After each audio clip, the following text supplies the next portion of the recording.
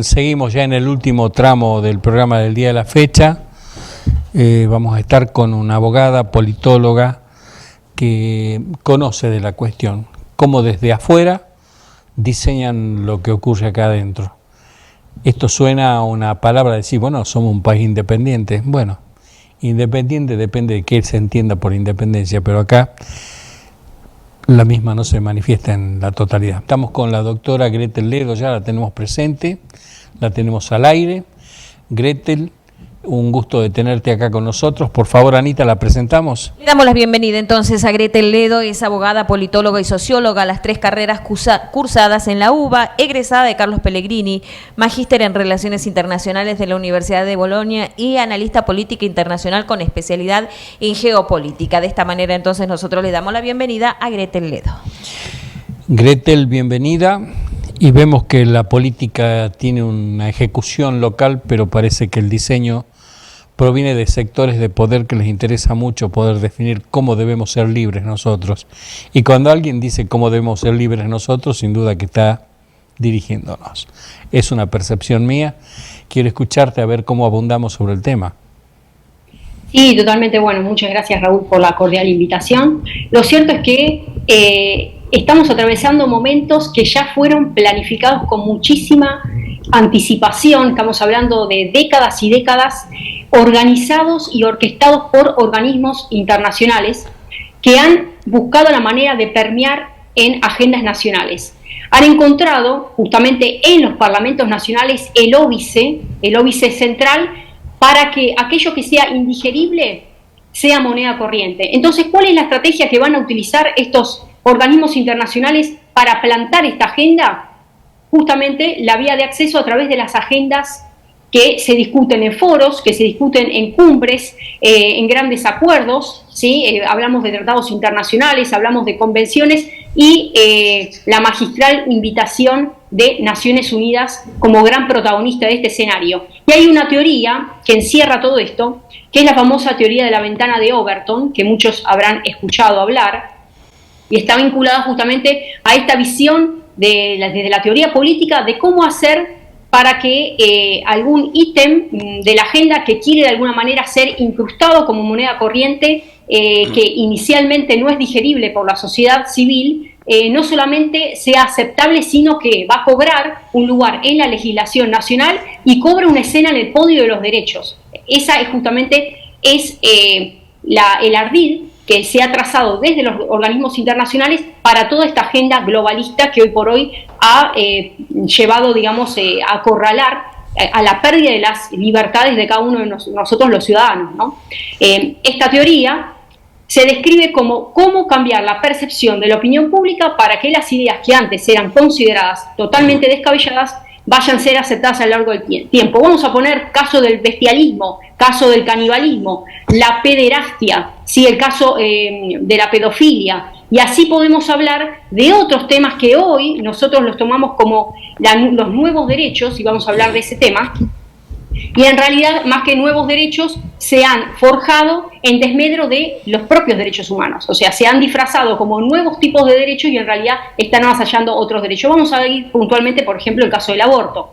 El caso del aborto, que es el avance literal sobre una vida totalmente indefensa, una vida en gestación. Estamos hablando de una persona, un por nacer, donde no tiene ni voz ni voto y simplemente se considera el derecho de la madre a decidir dar o no a luz a esa criatura, ¿no? El por nacer. Sí, y hay Gretel, vida desde la concepción. Gretel, sí. Ahí tenemos que empezar por definir el idioma, ¿no? Porque el ministro González había definido que eran un fenómeno los embarazos, es decir, que no era un ser humano.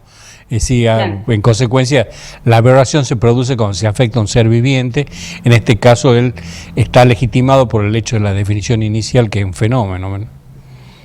Claro, bueno, ahí estamos hablando de la metodología que se utiliza también desde la ventana de Overton para utilizar eufemismos, para utilizar nuevos vocabularios, para, digamos, describir de una manera ya no desde la objetividad, sino desde la subjetividad parcial y política, para que un tema que está fuera de la agenda, que es totalmente desde la sociedad tradicional, desde los valores, ¿sí? La cosmovisión de una familia totalmente no aceptable para la ciudadanía, cómo los políticos utilizan esos baches para poder permear e instalarlo en la agenda, que es lo que han hecho cantidad de políticos que donde dicen que son células o dicen simplemente que no hay vida porque no hay concepción y no es una persona, cuando el propio derecho habla de que existen, desde el momento en que está gestada la persona, tiene derechos hereditarios, o sea, esa persona tiene un derecho a la herencia. ¿Y cuándo se concreta el derecho a la herencia? Cuando nace vivo. Ahora, si vos me interrumpís el proceso del embarazo, estás cometiendo directamente un homicidio calificado, ¿sí? Un homicidio calificado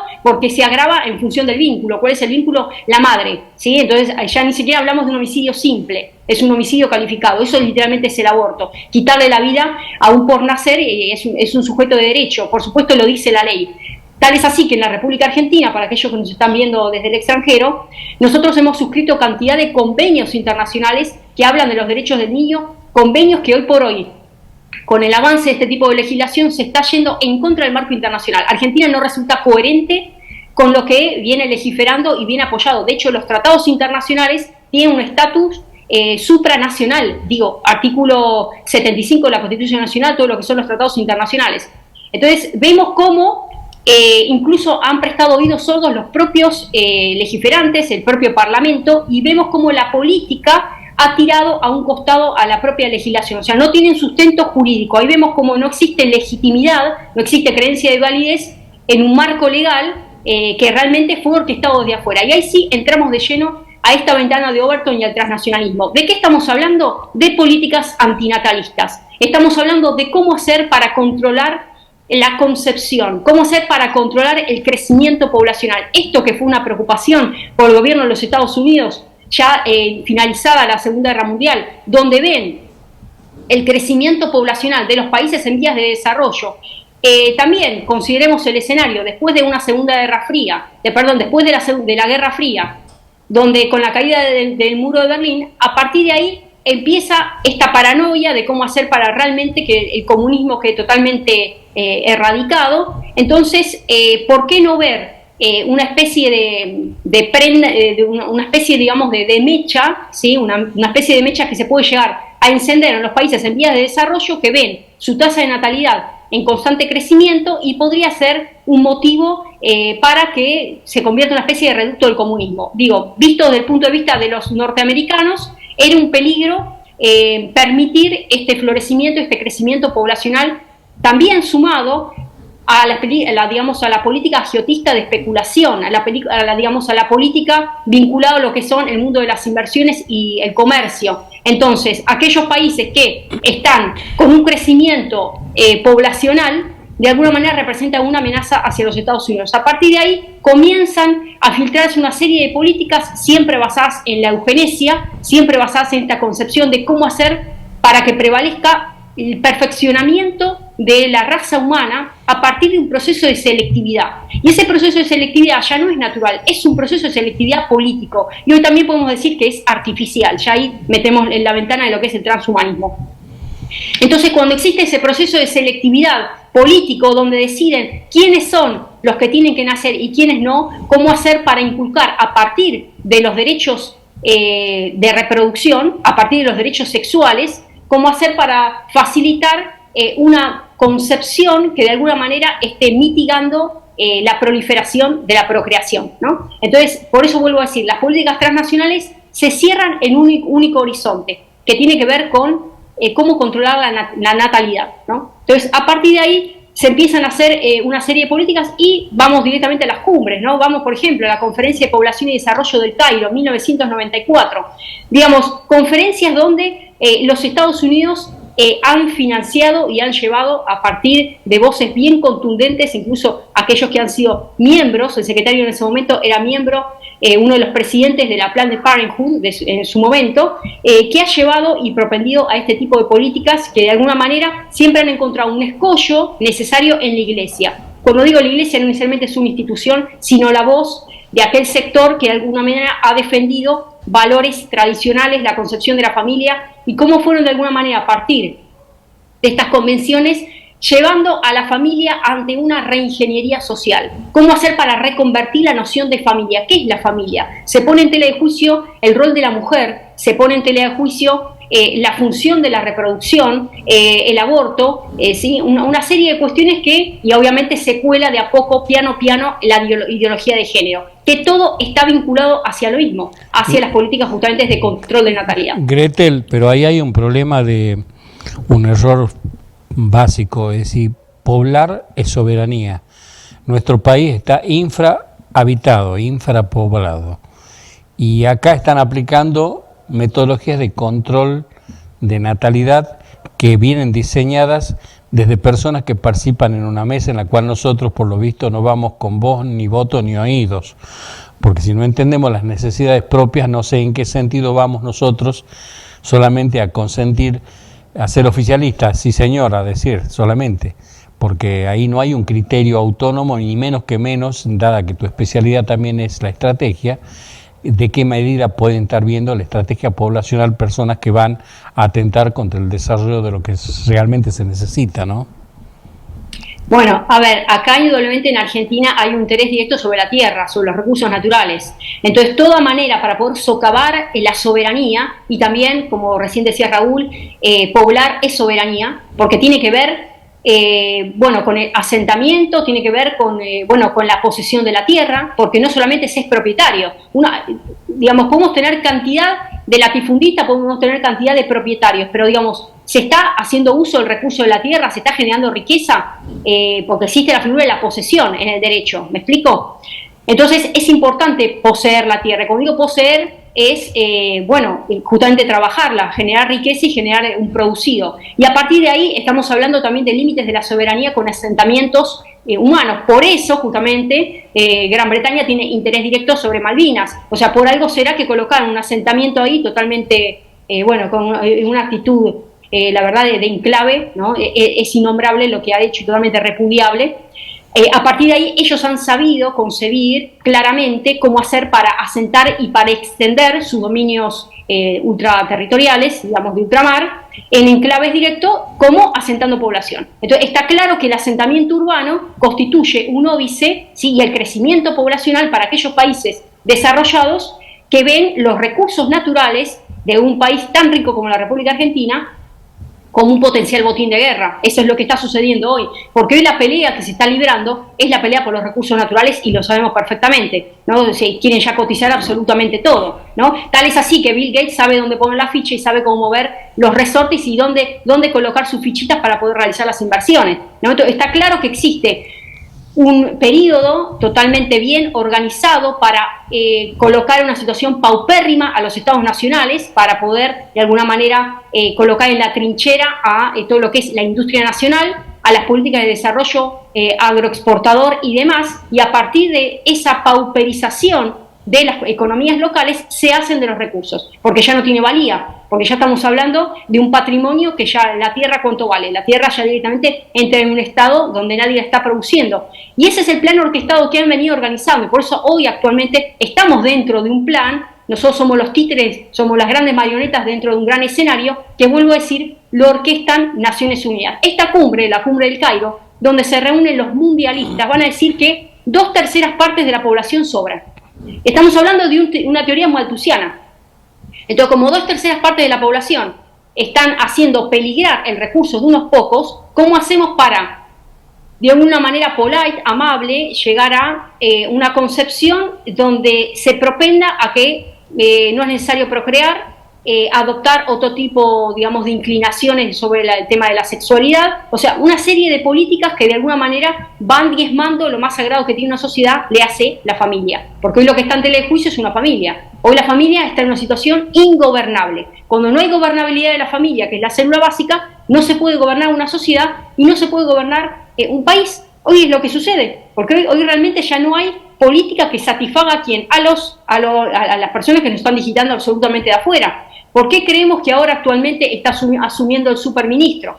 ¿Por qué creemos que una persona que ya pasó por los correos electrónicos de los Estados Unidos de América con el gobierno de turno asume de la nada, de la noche a la mañana? ¿Qué está pasando hoy con un poder ejecutivo dividido, atrincherado? ¿Sí? Una vicepresidencia que realmente está cediendo las cartitas de un lado para otro, porque ya está todo, las cartas están echadas. En Argentina las cartas están echadas, como otros países que son modelo de granja de experimentación, caso España.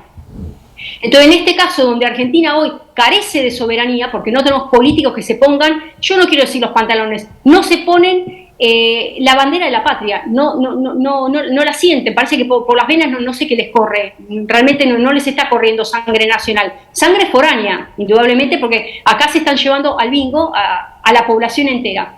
Y estamos hablando no solamente de esta gestión, vamos a arrancar ya con la gestión de Mauricio Macri, porque esto arrancó desde antes, ¿no? Porque él fue una de las personas que abrió, vamos al Acuerdo de París, vamos a todo lo que fue el tema del cambio climático, toda esta agenda transnacional donde el único culpable de todos los males es el sujeto, es la persona que procrea, la persona que contamina, la persona que produce, la persona que viaja, porque hoy también viajar en avión contamina.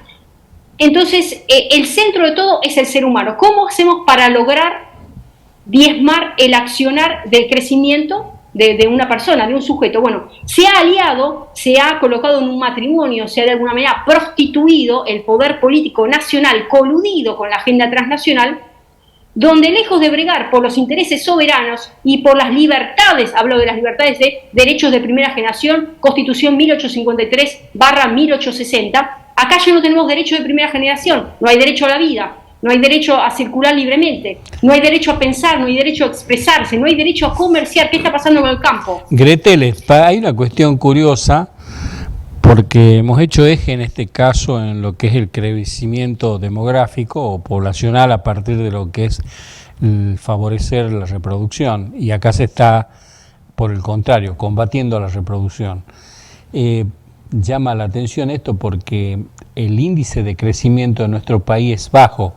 Todo país que tiene un índice de desarrollo poblacional inferior al 2.5 está directamente en un compromiso bastante serio de lo que podría ser el desarrollo de los intereses políticas, particularmente las autónomas. Sí se pueden desarrollar las políticas que son las dependientes o subordinadas a intereses que no tienen nada que ver con lo que nosotros necesitamos.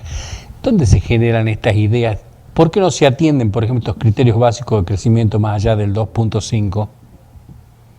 Bueno, volvemos a lo mismo. Acá se está comprometiendo la idea de crecimiento poblacional que está ligado a nosotros puerta adentro hacia el desarrollo para aquellos países que están en una posición desarrollada, implica una amenaza, porque ya no hablamos ni siquiera de naciones, hablamos de una élite, hablamos de un grupo reducido que tiene un concepto malthusiano, eugenésico, de visión de perfeccionamiento de la raza, donde la decisión última la toma esta camarilla, ¿sí?, de organismos internacionales a través de políticas que al ingresar en los foros transnacionales automáticamente permean en las agendas locales. Vamos a la Agenda 2030, vamos a una agenda donde se han puesto de acuerdo todos prácticamente los países del globo, hablamos de 169 metas, 17 ODS, con objetivos de aquí al 2030, y también recordemos que España ya tiene España 2050 porque ya están trabajando en la próxima agenda.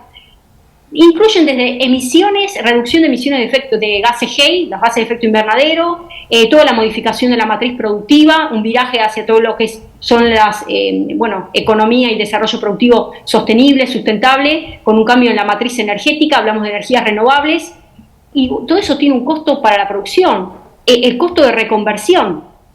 Entonces estamos hablando de agendas que detrás hay intereses económicos que financian todo esto, donde se vuelve a diezmar todo lo relativo al desarrollo productivo, al desarrollo no solamente de economías regionales, sino fundamentalmente de soberanía política, porque hoy, lamentablemente, asumen los presidentes, ganan las elecciones, ¿sí? A nosotros nos invitan a la fiestita, porque una fiestita es la fiestita electoral, ¿sí?, en la urna, y me encanta decir que es la cajita de McDonald's, que es la cajita feliz. Nos invitan a la urna y después es todo absolutamente una escena montada, porque esta persona asume hasta el presupuesto nacional, tiene que estar digitado y amparado y promovido, si se quiere, por los organismos internacionales. Y a ver, vamos puntualmente al caso, volvemos a Argentina.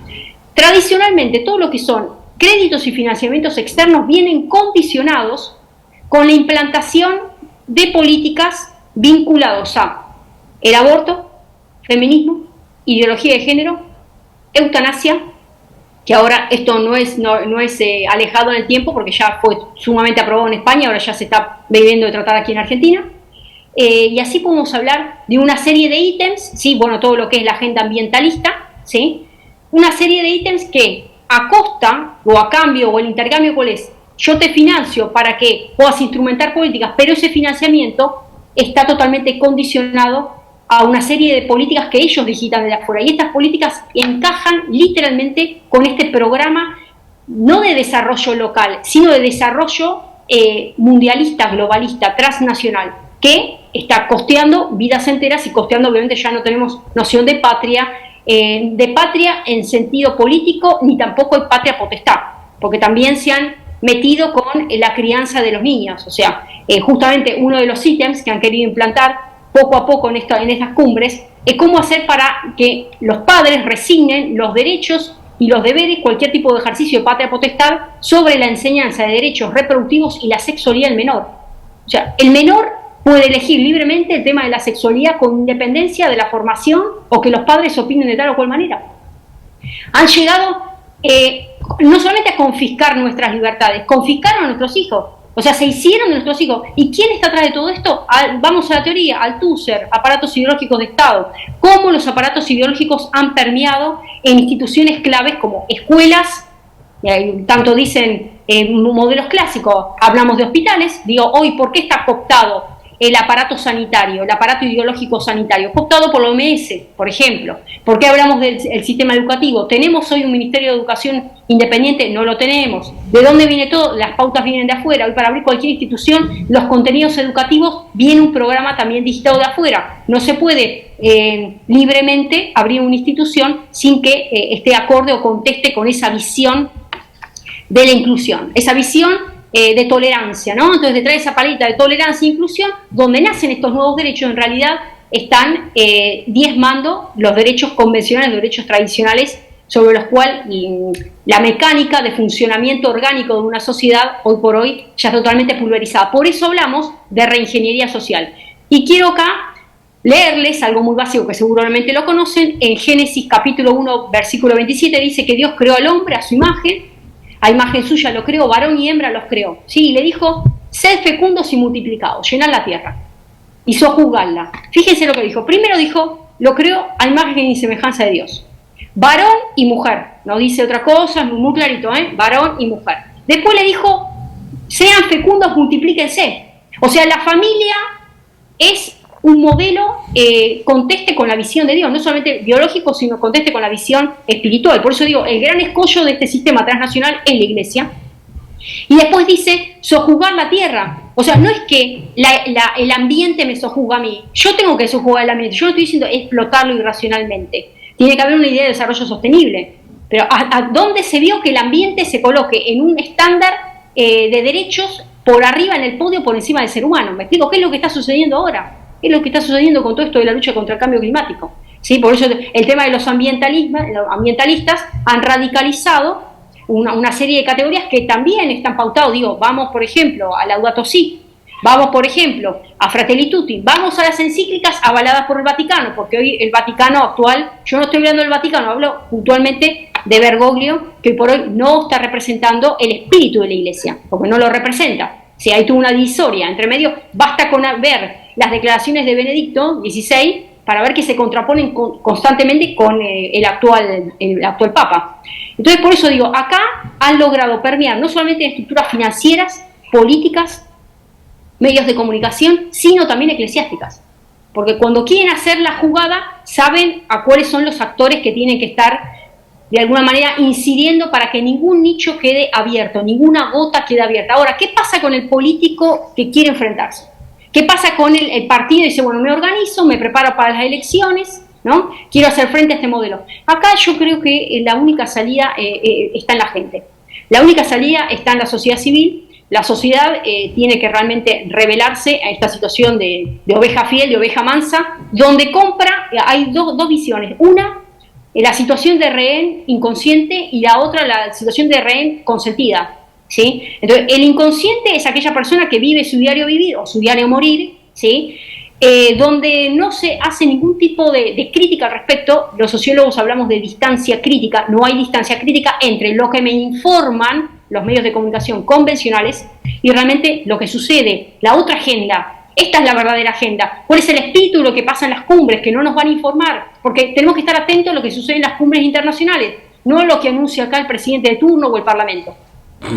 Entonces esa es la persona que realmente pone el despertador día y noche y bueno, simplemente hace su vida diaria y dice, bueno, hay elecciones y con tal de que no me toquen el bolsillo, y está dispuesta a poner todo, hasta la vena, pone absolutamente todo con tal de seguir subiendo el avión o mantener su empleo. Pero después están aquellos que saben la realidad y por temor tampoco dicen nada. Por claro, temor pero a Gretel, no Gretel, sí. acá no encontramos en una cuestión de que los proyectos operativos y de ejecución de lo que fuese, sea política, en obras o en la materia social, están vinculados al beneficio personal y no al interés de la comunidad. Porque lo que vos estás describiendo es decir que lo hago yo así, asá, pero ¿cuál es el beneficio a la comunidad? Que tendría que ser la plataforma de inicio de este edificio que es la construcción de un proyecto de poder y de desarrollo en un país. Totalmente, lo que está mencionando Raúl, acá hay un quiebre de confianza hacia el sistema político originado en la ruptura de un pacto social. El pacto social que existe entre el gobernante y el gobernado. Cuando el gobernado no encuentra respuestas a la materialización de sus necesidades, porque la política, a ver, vamos a Parsons. Parsons, ¿qué va a decir? Hay un gran sistema, tenemos el sistema social, el sistema económico, el sistema político, el sistema educativo, el sistema sanitario. Hay una multiplicidad de sistemas, pero los sistemas interactúan. O sea, hay una interacción de esferas que tienen que interactuar. Cuando sale una demanda del sistema social, ¿sí?, referido a una situación económica, ingresa a la esfera económica. La esfera económica debe responder, porque a su vez esa esfera económica está supervisada o está vista desde lo político, desde una visión política holística. Ahora, cuando no existe respuesta y salen constantemente demandas de parte de la sociedad civil, de esa esfera que es el sistema social, y no encuentra una respuesta válida, ni en el sistema económico, le hace lo que está sucediendo en Argentina, qué está pasando con la inflación, qué pasa con la pérdida de la capacidad adquisitiva, qué pasa con la pérdida del salario, qué pasa con los jubilados. Bueno, es innumerable lo que está sucediendo, porque esto es histórico. Entonces ya no tiene valía el sistema político, porque la palabra empeñada ya no existe el pacta sunt servanda, hay un quiebre de la palabra. Entonces, cuando ya ni siquiera respeto la prioridad de decir, bueno, vamos a cambiar el país, vamos a fortalecer la economía, vamos a salir adelante, pero vos te acostás, trazás un matrimonio espurio y tenés hijos extramatrimoniales, porque hoy la patria es resultado, somos hijos extramatrimoniales. ¿De quién?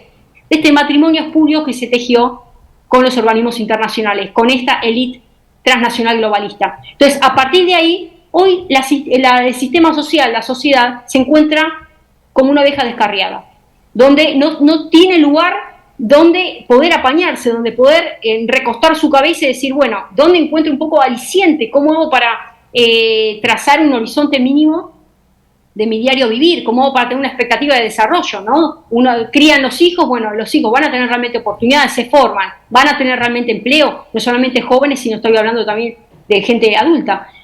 Entonces, en esta situación de quiebre de confianza, es muy difícil que sigamos poniendo la ficha en una democracia ficticia, porque hoy vivimos en una democracia ficticia. ¿Cuál es la democracia ficticia? La Constitución Nacional dice una cosa, ¿sí?, que son derechos objetivos, pero los derechos reales hoy no se están cumpliendo. Entonces, cuando no se vive en la Constitución, no se camina con la Constitución, no se respira la Constitución, los primeros que incumplen son los políticos, porque opera una figura, la quiero decir, digamos, hay una traición a la patria, indudablemente, porque acá no se está bregando por los intereses nacionales soberanos, no hay una patria independiente, no hay ningún político que hoy se esté enfrentando a este sistema. Obviamente que van a rodar cabeza, pero ¿quién está dispuesto a pagar ese precio? Y más allá del precio, estamos hablando ya de compromisos mucho más altos. Pero fíjense que esto no tiene que ver con los colores políticos. Fíjense que esto, la oposición, que fue la que abrió fundamentalmente esta agenda, la oposición me refiero, sí, la oposición actual a nivel nacional, sería Macri. Este gobierno lo continúa, lo profundiza. Acá que no nos vengan ahora a seguir diciendo y ahora viene la oposición. No, acá por lo menos a gran mayoría de la población no nos van a tomar de las narices, no nos van a tomar las narices porque estamos hablando de una agenda que atraviesa absolutamente todo.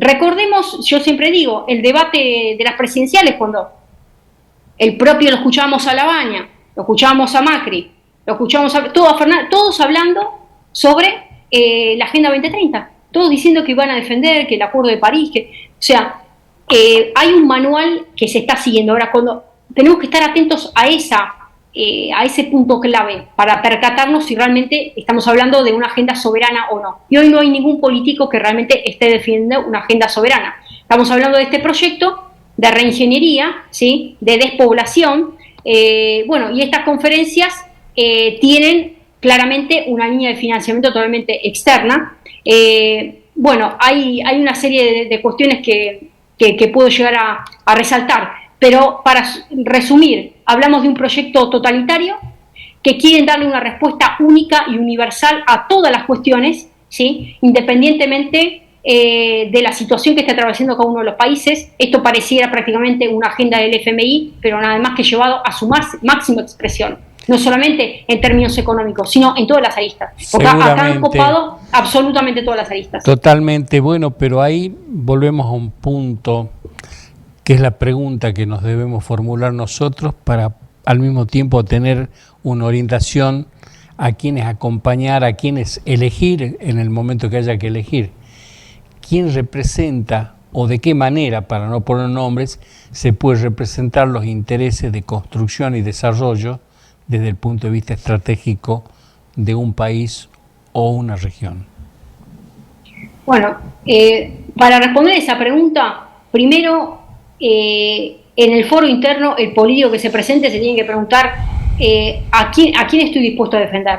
¿Estoy realmente dispuesto a defender a la patria? ¿Estoy dispuesto a defender los intereses nacionales? ¿O voy a estar abriendo las puertas a una serie de actores que me van a prometer el oro y el moro a costa justamente de rescindir de los derechos individuales, ¿sí? Y estamos hablando de una serie de derechos que hoy por hoy son sustanciales para poder hablar de una sociedad que vive en armonía. Ahora, dentro de lo que es la fragmentación social, la divisoria social, recuerden también otra definición clave para hablar de lo que es la génesis de un partido político. ¿Cuándo nace un partido político? Partido político significa parte, que representa un clivaje, que representa una fisura social. Entonces también el enfrentamiento es parte del alimento del cual se nutre nichos políticos para poder de alguna manera darle voz y voto a un nivel de fragmentación social. Y esto también hay un nivel de financiamiento sobre esto, puntualmente. Así como en su momento hablamos de la génesis de lo que es la lucha de clases para dar un nacimiento a todo lo que es la línea de la corriente ideológica de izquierda, a todo lo que es el marxismo, hoy hablamos de otro tipo de enfrentamiento que es el enfrentamiento entre sexos. Entonces a partir de ahí nace este nuevo clivaje que está vinculado con el feminismo. Entonces el empoderamiento de la mujer, todos los derechos de la mujer, literalmente nos venden los nuevos derechos cuando realmente se está fisurando y se está no solamente resquebrajando la familia, sino enfrentando algo tan preciado como la coinonía entre el hombre y la mujer. La coinonía es el común acuerdo, y estamos hablando de que el hombre y la mujer fueron diseñados para ser compañeros, para ser un complemento, no para una figura competitiva, ni mucho menos, ni de subyugación, para nada, tiene que haber un complemento. Entonces, cuando existe esa noción de complemento, hay la armonía y hablamos de la idea de la célula básica que es la familia. Entonces, la fisura originada también desde un desprendimiento del marxismo, porque cuando hablamos del feminismo, las creadoras de todas estas corrientes, no vamos a hablar porque nos llevaría tiempo hablar, pero todas las creadoras que fueron grandes fundadoras de este pensamiento de lo que es la ideología y la defensa de los derechos de la mujer, nacen de la génesis de los partidos comunistas, ¿sí?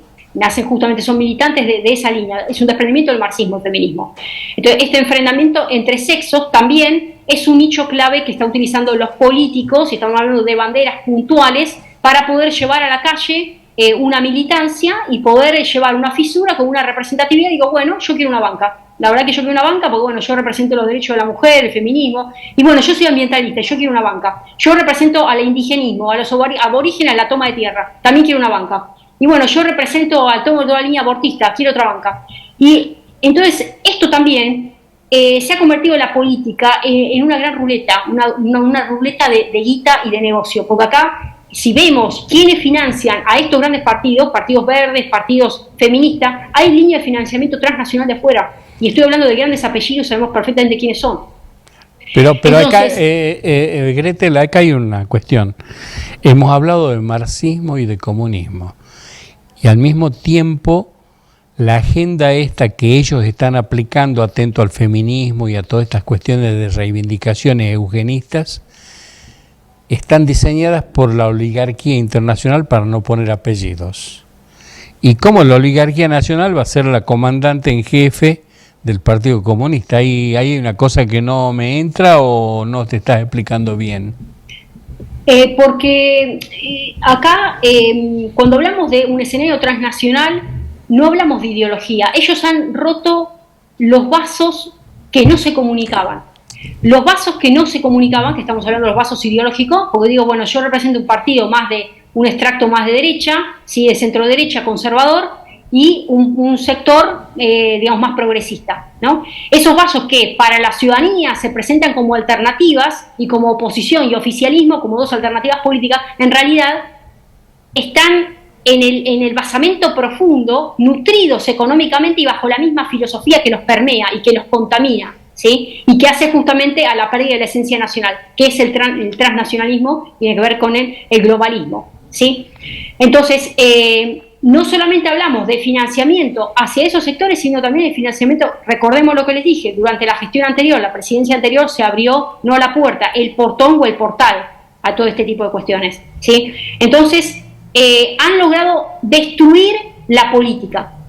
Fíjense, el ODS 17 de la Agenda 2030 habla sobre la importancia de las alianzas del sector público-privado.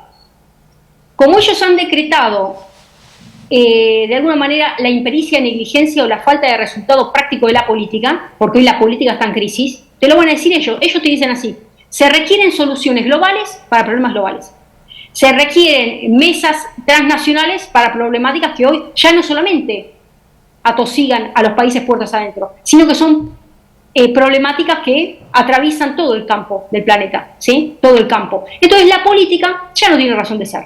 Ya en la política, los grandes debates en los parlamentos no tienen razón de ser. Entonces, hoy la política simplemente es un instrumento para poder materializar esas ideas foráneas externas que se trazan en organismos internacionales, en grandes foros, en grandes cumbres, y van permeando a través de paquete de medidas y paquete de proyectos de ley. Por eso será que cuando asumen determinadas presidencias, ¿cuánto se apuró este presidente para sacar todo el tema del aborto? ¿Cuánto se apuró?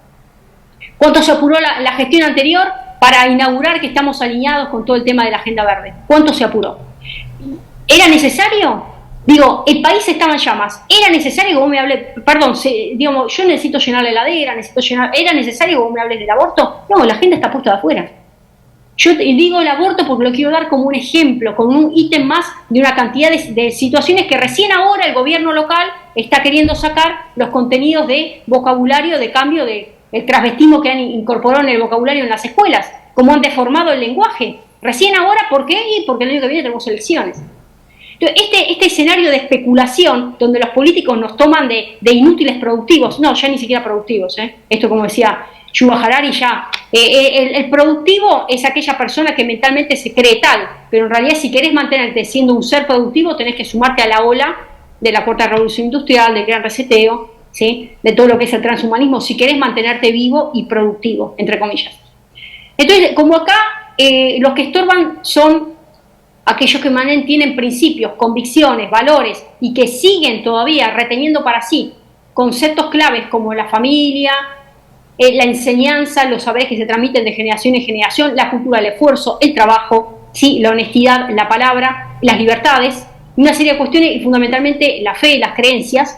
Esas personas son potencialmente peligrosas. Entonces, aquella persona que desiste de acompañar la agenda de la mayoría, absolutamente es tildado un enemigo en potencia y un peligro potencial para contaminar el resto, ¿sí? Entonces, este fenómeno de la estigmatización, de la marcación, ya no solamente hay una marcación donde nos marcan a través de los medios, ¿sí? Porque existe un nivel de censura importante, sino que poco a poco va a haber una marcación política. Cuando uno no acepta los convenios de avance de este plan ya no multilateral, sino totalmente transnacional, y hablo de los nuevos sistemas de pago, los nuevos mecanismos que de alguna manera se nos van a vender esta agilidad en trámites de compra, de venta a través de microchips que van a estar totalmente de fácil acceso en nuestro cuerpo, y hablo de la cultura de la vigilancia intracorporal, y ahí ya va a estar totalmente en una situación clara quiénes están a favor o en contra y quiénes están de alguna manera librando esta batalla, ¿no? Que fundamentalmente es cultural y es espiritual. Entonces, volviendo a tu pregunta, Raúl, el político que se presente se tiene que preguntar para sí: ¿estoy dispuesto a parar la pelota?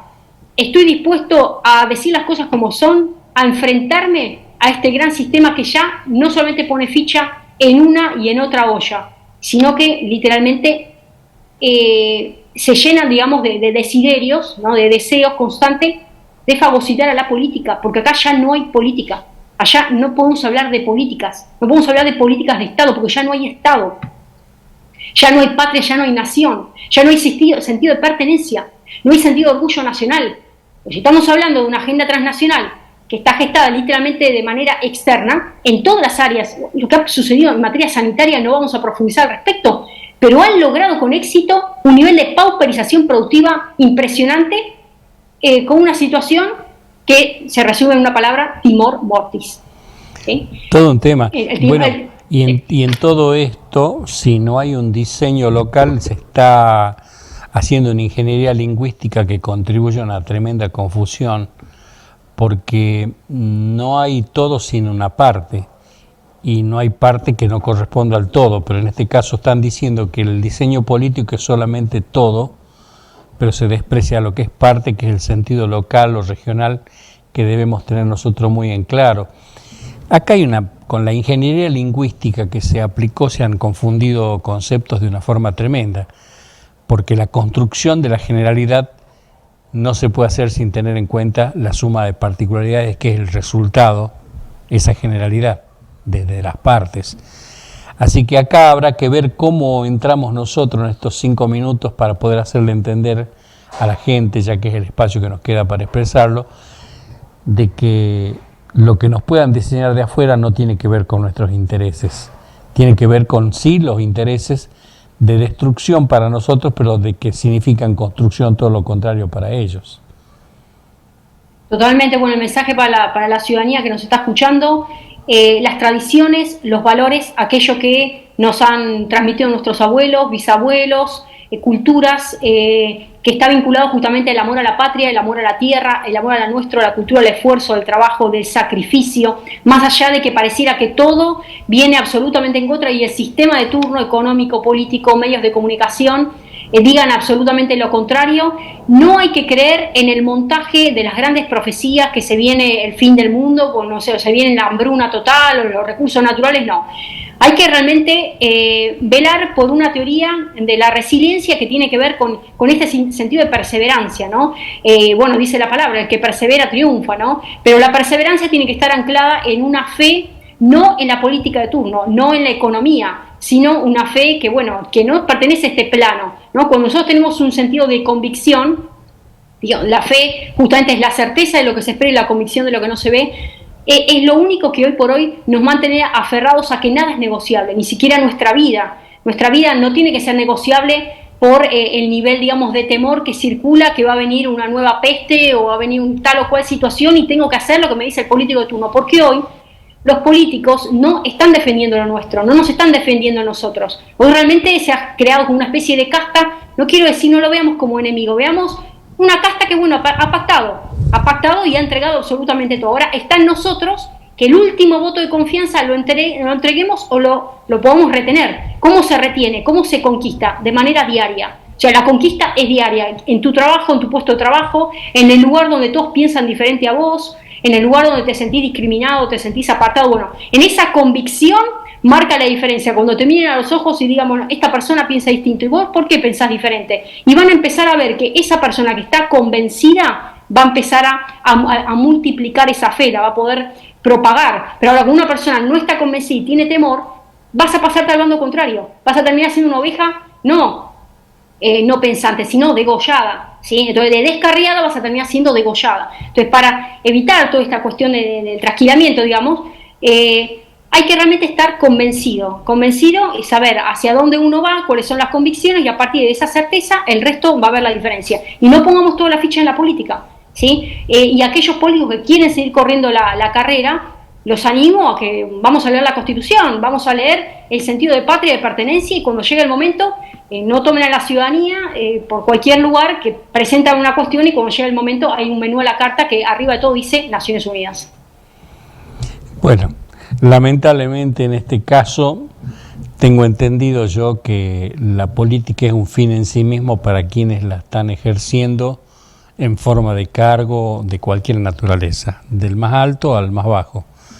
El problema, volvemos al punto, hacerle entender a nuestra gente, estimada Gretel Ledo, usted es socióloga, politóloga, abogada, y tiene una claridad expresiva que abunda, y es necesario ser así para poderse hacer comprender. Pero los ángulos que hemos tocado, nos faltará todavía la respuesta por parte de nuestra gente, que va a estar generada a partir de esa sugerencia tan interesante, ¿no? Tenemos que empezar desde nosotros, porque como está planteada la cosa, la casta política, como se dio por llamarles, es una casta en sí misma, porque no sirve para lo que son los intereses de la comunidad. Tendremos que ver cómo trabajamos esto, ¿no? Totalmente. Bueno, Raúl, a ver, nuestro mayor desafío es gobernar nuestro corazón.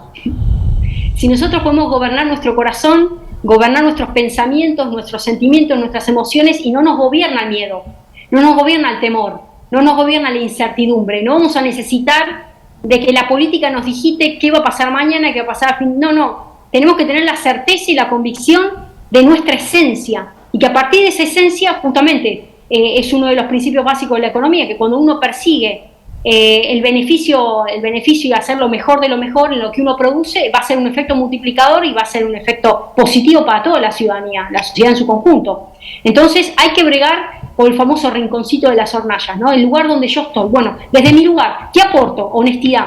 ¿Qué aporto? Trabajo, intelectualidad, sacrificio, esfuerzo, fe, convicción. Entonces, a partir de ahí va a ser un mundo, porque esa luz no la pueden apagar, por más que haya lleno de oscuridad, esa luz va a poder brillar.